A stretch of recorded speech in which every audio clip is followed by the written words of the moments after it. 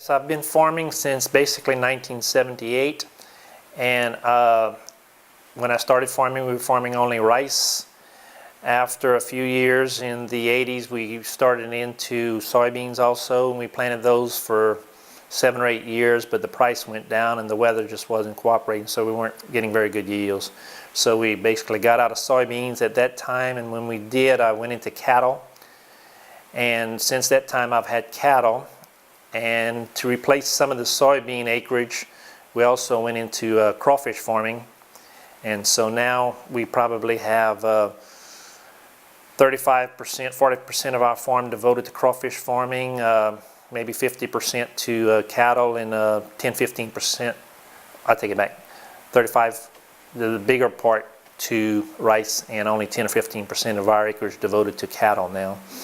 And basically I've taken in my younger son who's helping with the cattle now. So it's myself and my son that are farming the cattle. You grew up on a farm? And Yeah. Is that how you learned farming? Or yeah, did you grow up on a farm, and is that what got you interested in farming? Right, born and raised on a farm, on my grandfather's farm. My father farmed it, and I raised there my whole life. And basically we still farm it now. My grandfather has passed away, my father's passed away. And when grandfather quit farming, Daddy took over the farm, and when Daddy quit farming, I took over the farm. And now on my grandfather's farm we only run cattle, and thereby my son has taken over that particular farm now. We just run cattle on my grandfather's farm now. The rice farming has really changed in the 30 years that I guess that I've been in it. And I've seen it a lot longer, through probably 40, 50 years through my lifetime. And it's really easy nowadays, to be very honest with you, with all the new hybrid varieties, and our fields are so precision laser leveled that it's taken a lot of the manual work out of it. And thereby you don't need near as many employees as we used to have.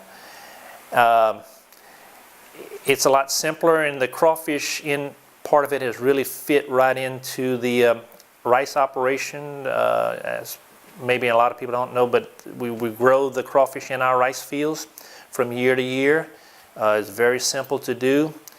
It's really a good match. It's not expensive. The biggest expense would be crawfish seed to put the actual live crawfish in, and to maintain it with the water level. And it's really helped out our farming situation. It's something we can actually make a little bit of money with, without having to buy 3 tractors and a brand new combine to harvest all these things. So it's really saved a lot of the farming industry in our particular area. And I hear us say it all the time, if it wasn't for the crawfish farming, that a lot of these farmers wouldn't still be in operation today.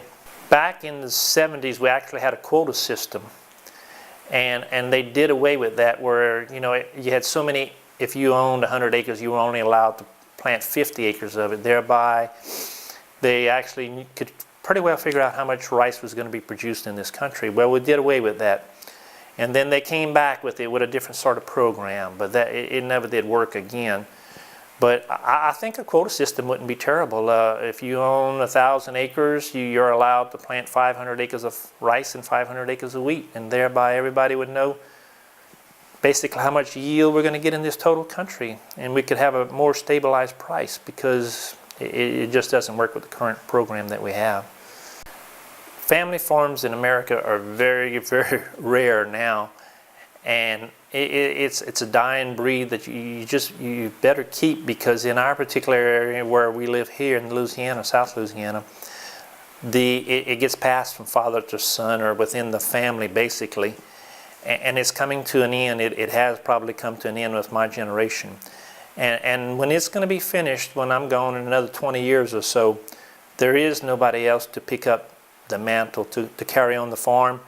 And even today, in 2009, if you have a particular farm that you lose the farmer, you can't find anybody to farm. Whether it be family or neighbor, there is nobody that's there to pick up the acreage that will actually farm it. As we gradually improve it, you just kind of grow with the property. And I talk about it with my wife all the time. I wish I had some pictures when we started and what it is today. And to be honest with you, it looks different, but it's improved, and it's really a matter of pride because we improved it, and it's still ours, and it's behooving us to improve it because, you know, naturally we're making better crops and better yields, but at the same time it's something that you're developing. It's a matter of pride that you're developing yourself, and then you hope to pass it on to your children, that, you know, now that we do have this land situated and really improved, that you'll just have a much better life, and it will be much simpler to walk into this, and you won't have to go through all that we went through to get it to this point. And I think it's just a thing that's in you. It's always been in me, and I wouldn't want to do anything else, ever. You better, because nowadays it takes everything to make a living. If you're not doing the best, you're not going to stay in business. So if you don't have the initiative to get up and go every morning, you're not going to stay in this business very long.